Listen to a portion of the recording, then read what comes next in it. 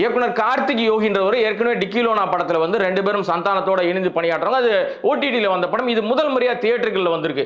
இதுல பாத்தீங்கன்னா நிறைய நட்சத்திர பட்டாளம், மேகா ஆகேஷ் ஆரம்பிச்சு நம்ம மொட்டா ராஜேந்திரன், MS பாஸ்கர், நம்ம ரவி மரியா அப்படின்னு ஏகப்பட்ட ஆட்கள் இருந்தாலும் படம் வந்து தொடங்கின ஒரு ஒரு 5 மினிட்ஸ் வந்து படம் என்னமோ சொல்லுது அப்படின்னு நமக்கு ஒரு மாதிரியா இருக்கும். அதுக்கப்புறம் படம் போற அந்த ஜோர்லயே நம்மளும் டிராவல் பண்ண ஆரம்பிச்சிருவோம்.